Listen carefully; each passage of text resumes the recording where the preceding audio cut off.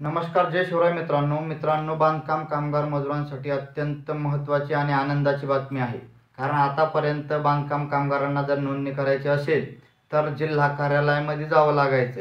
तिथे गेल्याच्या नंतर ती नोंदणी पूर्ण व्हायची किंवा मध्येच काही एजंट असायचे, त्या एजंटच्या मार्फत नोंदणी केल्या जायची। ते एजंट या कामगाराकडून काही पैसे घेऊन त्यांची नोंदणी करून द्यायचे। यानंतर याच्यामध्ये काही बदल करण्यात आल्याच्या नंतर म्हणजे प्रत्येक तालुक्याला एक कार्यालय देण्यात आलं।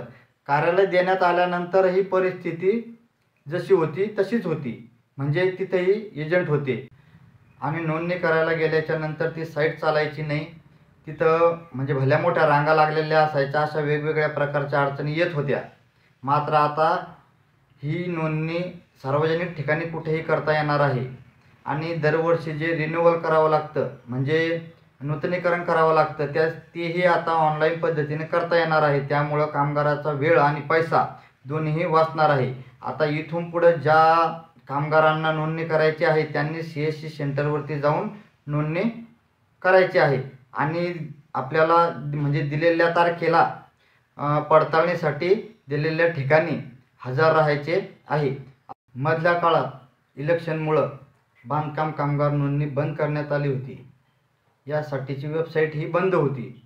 परंतु आता ही बांधकाम कामगार नोंदणी परत सुरू झालेली आहे आणि यासाठीची वेबसाईट सुद्धा सुरू करण्यात आलेली आहे। म्हणजे अशी मार्गदर्शक सूचना महाराष्ट्र इमारत व इतर बांधकाम कामगार कल्याणकारी मंडळ यांची वेबसाईट mahabocw.in या वेबसाईटवरती देण्यात आली आहे।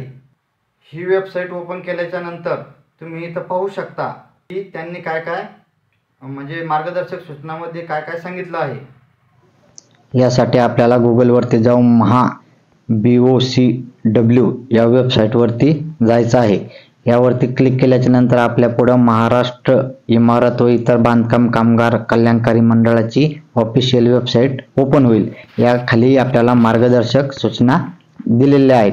मंडळाच्या आदेशानुसार दिनांक 5 फेब्रुवारी 2025 पासून तालुका सुविधा केंद्रात डेटा एंट्रीचे काम बंद करण्यात येत आहे। कामगार आपली नोंदणी, नूतनीकरण व लाभाचे अर्ज ऑनलाईन पद्धतीने आपल्या सोयीच्या जागेवरून भरू शकतील।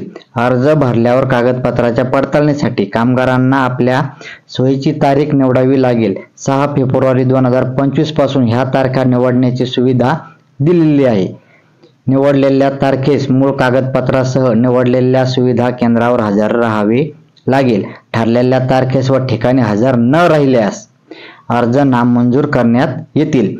लाभाच्या कागदपत्राच्या पडताळणीसाठी जागा व तारीख निवडण्याबाबत ज्या लोकांनी IWBMC प्रणालीद्वारे कागदपत्राच्या पडताळणीसाठी अगोदरच तारीख घेतलेली आहे त्यांची ती तारीख रद्द करण्यात आली आहे। आता ते कामगार भरलेल्या लाभाच्या अर्जाच्या कागदपत्राच्या पडताळणीसाठी दिलेल्या लिंकवरून नवीन तारीख निवडू शकतात।